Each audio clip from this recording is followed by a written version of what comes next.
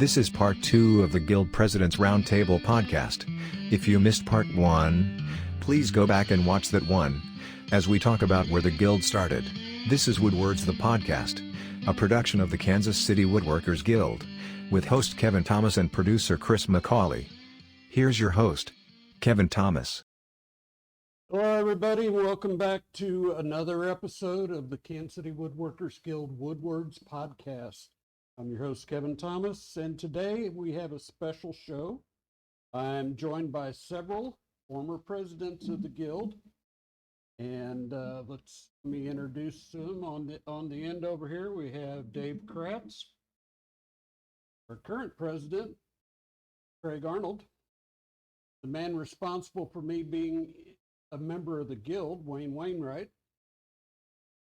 And over here we have Jim Bany and Mike Jones.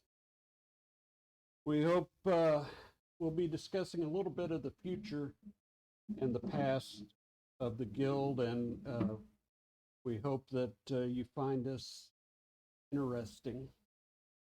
So, gentlemen, welcome to the show.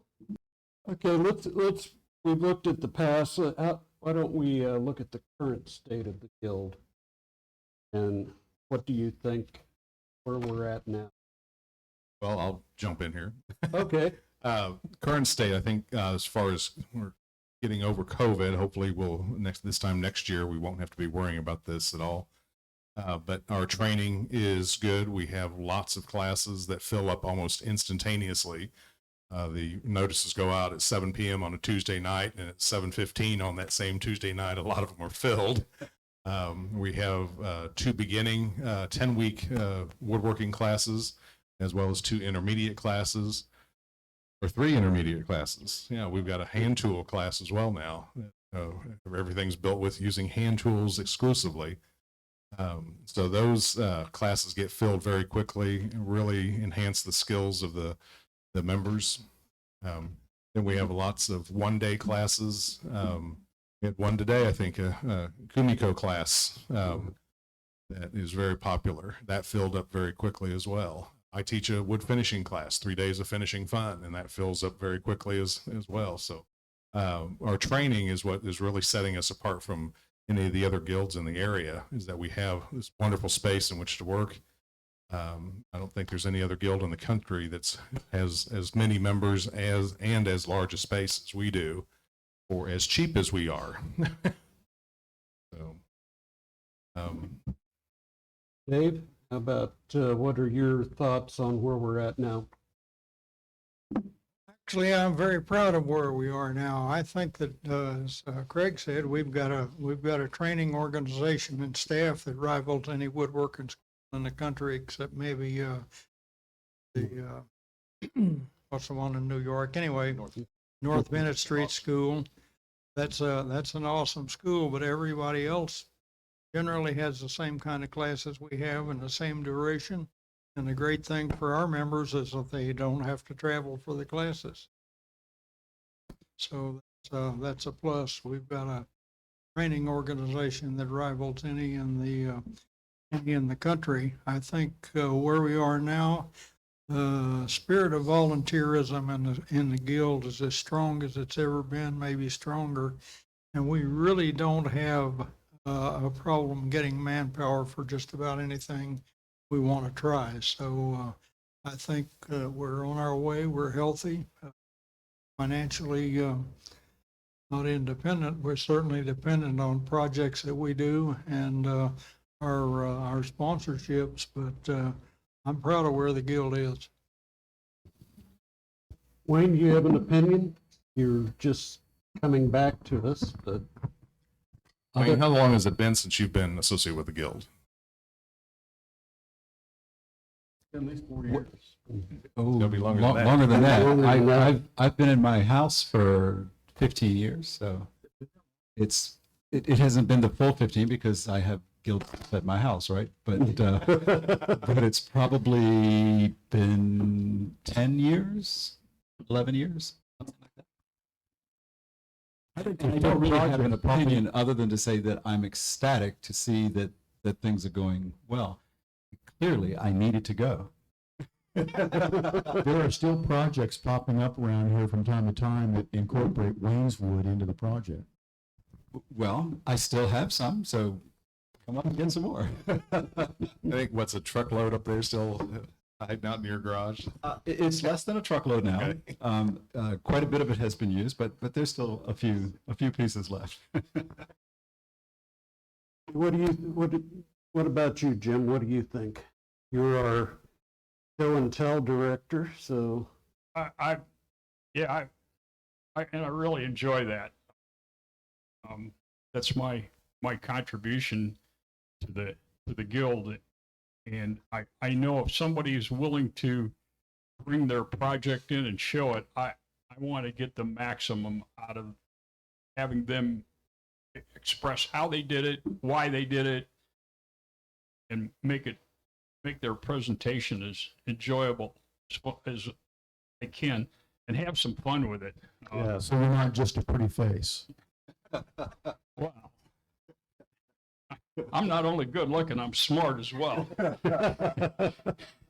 So, I think we have an awesome organization here, and everybody that I've talked to about the possibility of joining, they come and look at it, and for the most part, most of them think this is a great opportunity, especially for the state-of-the-art shop that we have and what it costs you to belong here. It's awesome. Mike? Well, I have to say, as safety director here, and also having been involved as director of training, going on Dave Kratz's heels, I am blown away by how much we have grown and where we have come in the last 25, 30 years. I joined at Jacobs Well Church myself, and back when Earl was president. And the thing that I'm very quick to tell anybody who walks in here and joins the guild, and then I get to see quite a few of the new members because I do the safety orientation.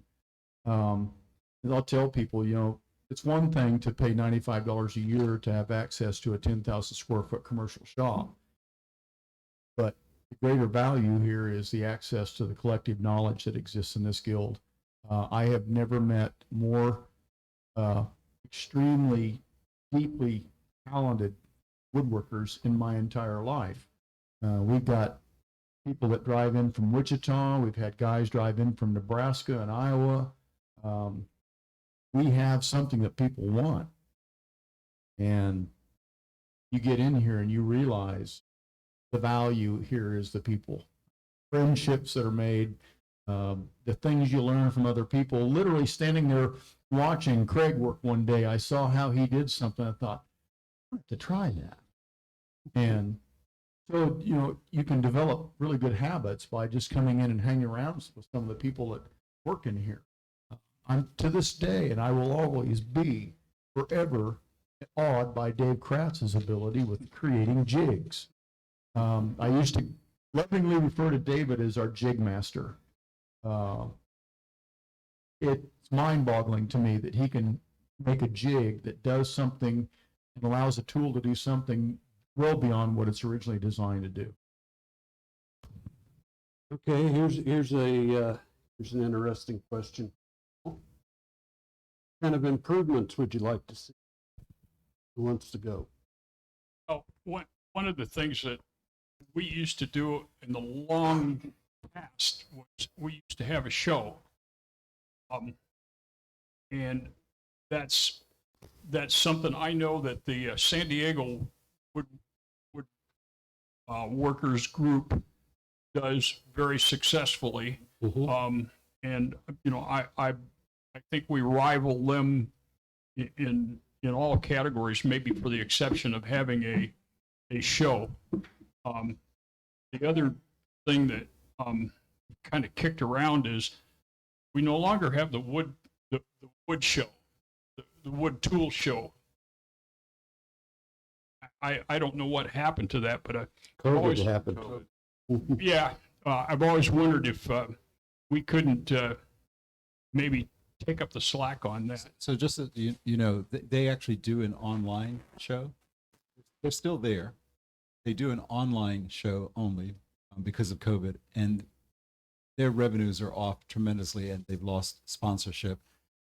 They would like to come back. I actually talked to the lady, I can't remember her name, the gal from here in Kansas City who was their rep. But I talked to her a while back because I got an email saying, "Hey, can you do such and such?" And I was like, "Yeah, I'm not in the guild anymore." So no, I can't do that. But I can give you some names, But they would like to reconstitute themselves, but it's a challenge for them as well. But I agree. Prior to us starting up's not the right word.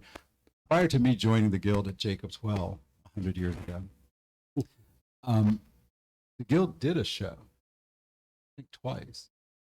And it was 5 years running at Crown Center. Right. And I thought to myself, that's a fantastic thing. But with 99 people and us scrambling to try and get, just over the hump to pay bills and stuff like that, that really wasn't in the, it was in the rear view mirror, not in the future.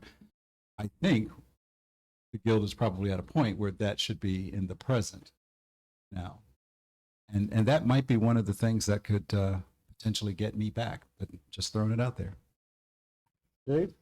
Have you volunteered to chair that committee? I have not. Well, I'll join in here. Early on in the guild, we had a show every year to display members' creation, handiwork, and that was held at Crown Center. Crown Center was very instrumental in providing, setting up the show and doing creating, and really all we had to do bring the pieces in, and they displayed them, and it was a very successful show. But as some of you pointed out, with 100 members, it is a tremendous amount of work if you want to have a open house night and invite all the members down to see the wares and have refreshments, stuff like that. It's a lot of work. It costs a lot of money. And I guess if we restarted that, now Crown Center elected not to do it, not to continue that, is the reason why we didn't do it. But one of the things we would have to do is find a suitable venue to attract the public where the show would be a big deal. We don't need to be hiding in an abandoned grocery store somewhere and invite people to come see what we did. We need to get a spotlight place and get out in front. Well, I know the proper place. I used to know the proper person to talk to, but I don't any longer. The Nelson is the place. And Dave was the guy, and I can't think of Dave's last name, up in Liberty. He went to school with one of the Nelsons and had an inn, but that's not the deal anymore. But I think that would be the right place in terms of the proper venue. And frankly, I can't see why they wouldn't be interested. I spoke to them my second year. I don't know who brought it to my attention. There was a guy in Italy who made phenomenal furniture pieces that just the spectrum, And I took those pictures and I made contact with his daughter about coming to the U.S. And I took it to the Nelson, and they said, we'd love to do that. So I think that it's a venue. I think that they would be open to something like that. It's just a question of getting from point A to point B. It might take a little while. They've got a few things going right now. but I think that would be, there would be no better venue in my mind in Kansas City than the Nelson. And I really think that they would be interested if we had a serious conversation with them about it. Okay, where else would y'all like to go in the future? I'll hop in with my ideas. I've always thought that the guild could become the Midwest equivalent of the North Bennett Street School, offering a 3-year program, possibly teaming up with one of the colleges or junior colleges around, community colleges around town, to provide the English, the accounting, and all that, and we would provide the woodworking, whether it's studio woodworking or cabinet making, just as a way to show, to give people the skills that live around here, give people the skills to go out and become professional woodworkers. I look at the Nancy Hillers, who trained in England. I look at Tommy McDonald. He was trained at North Bennett Street School after an injury in his previous profession. But there's a lot of people around that have become very famous, but have been trained at these types of schools. There's what's the one in Indiana? Mark Adams School. That's a school very much like we are, in that they offer a set period of class. Here you're going to be here for a week to do this, and then next week it's something else. Next week it's something else. But they don't have a full program for woodworkers to come. I want to be a woodworker for my profession. And in 3 or 4 years, I've got my accounting. I know how to run a business. I know how to keep the books. I know how to do the sales. I knew marketing. And now I also know woodworking. That's a big ask, to get our organization from being the club to an educational thing. And it may be that we end up with 2 different organizations still under Kansas City Woodworkers Guild. But one is the club, pay your membership, come use the shop when it's open, and the other one is the school itself. There's lots of possibilities. I've talked to folks in Topeka and in Jefferson City, and they said, yeah, that's something that is possible, but there's no funding or anything like that right now to get you started up. So accreditation is something. I mean, there's lots of hurdles that would need to hop through. On that note, I think probably the greatest challenge we face going forward in the future of the Guild is the shared vision that exists within the Guild, but finding the people willing to volunteer their time to participate and make it happen. It seems to get tougher and tougher each election cycle for the board to find people willing to take on the role of president, vice president, secretary, treasurer. Thankfully, we've got Gary Milkey, who has been treasurer for gosh, how many years? And because no one else wanted it. No one else wanted it, exactly. And thankfully, he's been able to do the job and do do quite well. He's done a great job, and that's probably the biggest battle we face is getting people willing to volunteer and get involved. Because with 870 members now, somewhere in that range, the good old 90-10 policy is alive and well in the Guild. So I have two pieces of feedback there. The first one is, we instituted a policy back in the day of the succession plan.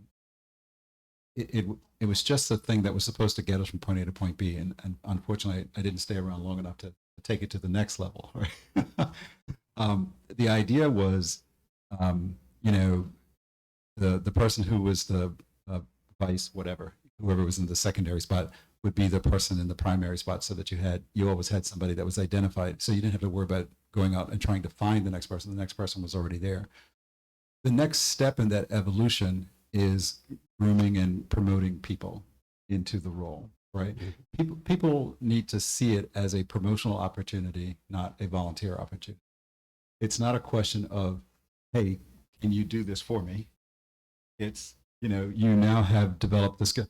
Why do people not want to do a task? Because they don't feel qualified to do the task.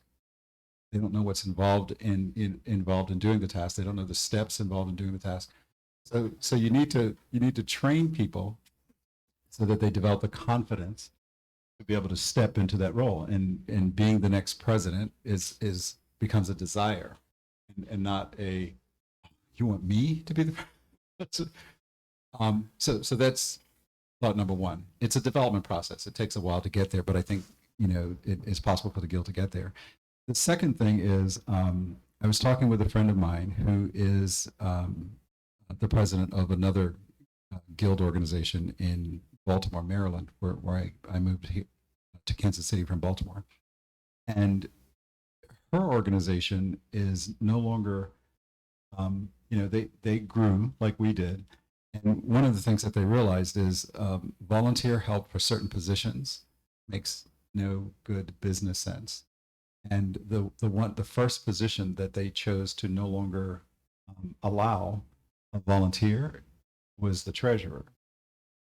What they're doing is apparently there's an organization out there that does business on behalf of nonprofits. They're national, and they have certified people who are treasurers that do that for nonprofit organizations. You have to pay them, but you're not paying them because it's a part-time job, right? And so you're not paying them the kind of fee that you would pay an accountant to do your work for you. But I think the guild has reached a point in time where that's probably something to consider. That's a position that needs to be stable. You can't have a treasurer coming in, going out, coming in, going out. It needs to be rock solid, and having an external organization with oversight doing that work activity might be a better way to go. Anyway, just a couple of thoughts. I haven't been here, but I've been thinking about you guys all the time.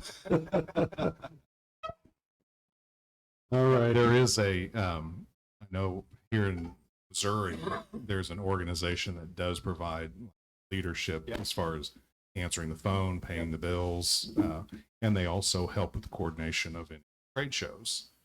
And this one company, they have 9 different organizations. And when the phone rings, hello, Kansas City Woodworkers Guild, and that person at the end of the phone speaks on behalf of the guild. They answer the questions on the guild.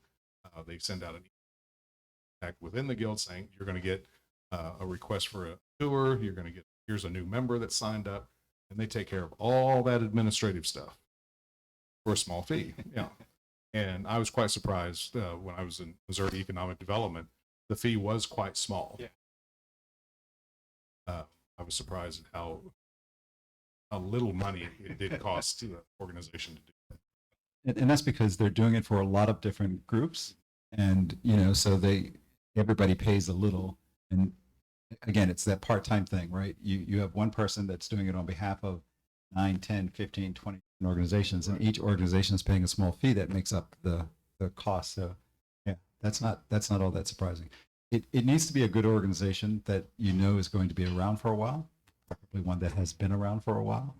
And if we have one here in Kansas City that does that work, then that's even the better. Yes. All right, gentlemen, let's our last topic. Do you have any regrets about your time as guild president? Dave, you want to start? I don't have any regrets about my time as president. Actually, I'm very proud to have done it, and I enjoyed the time I spent as president. And I say none. I've always believed that leading a volunteer organization is very difficult. I always believed in leadership by example. If a job needs to be done, I should be the first in line to take my turn. This includes sweeping the floor, emptying the trash, cleaning the restroom, and working on guild benefit projects. And I think that we ought to exhort our new members to do exactly that, because that's what keeps this organization. I'll have to agree with Dave on that I could do a better job in being an example leadership. I see a lot of people come in here when I'm shop foreman, and I'm like, he's a pretty conscientious worker. He sweeps up after himself. I'd like to get him more involved. I just haven't taken that next step sometime. Approach a few people, and a lot of them, oh no, I don't want to get involved. I just want to pay my $95 and come use the shop. And then there's others that are like, yeah, and then they fizzle out. And is that my fault? Probably so. I'm not on top of them. given me the encouragement to continue, and I haven't taken it up on. That's one of the things that I kind of regret, is not continuing to nurture relationships. No regrets as, for my time as president. None. It was a fantastic time period. A lot of really great things happened, and I met an awful lot of people that I just absolutely love. But beyond my time, I made the decision, and you know, for myself personally, to leave the guild, and I've always regretted not coming back, not being here as often, and not staying in touch with as many people In a membership form. as I would have liked to. But that'll change in the not too distant future. We'll see. I'm not too far from retirement, so. Jim? No, I have no regrets for the time that I am rather proud of what we accomplished, which was surviving. Like I said, I think we had $1,200 in our bank account when I started, and we got paid for the Andres Chairs project, and we had $6,000 in the bank. We didn't know what we were going to do with all that money. It was just, we were. Should we spend it on this? Oh, let's just look at it for a while. You know, the only regret that I have in general is that I have in my shop, I have everything that we have here. Except a radial arm saw. And I spend very little time here because my shop is in my garage, and I can walk out and spend 5 minutes in my shop, or I can spend 5 days in my shop. So that's I don't get to rub elbows with a lot of the really great woodworkers here often, other than participating in show and tell. Well, why don't you be a shop foreman? I haven't even taken the safety test yet. I got a white name tag. Yeah, we have some hurdles to get over with Jim before we get him in the shop. Mike? Like everybody else here, I have absolutely no regrets. If I had any regrets, I wouldn't still be involved. I've held every position on the board except for treasurer, and I tell everybody there's a really good reason for that. But I literally have held every position in the guild, and it's always exciting to me to see somebody step in and take over the job that I had done previously and do a better job. We just keep improving in every way possible. And like everybody here, I have made some lifelong friendships here. I have learned more things in this guild than I ever thought possible, to the degree that I'm doing some types of projects on a kind of a professional level. I love the fact that we've got people sitting at this very table who are more than willing to teach classes, and that's what the guild is all about. We are tasked with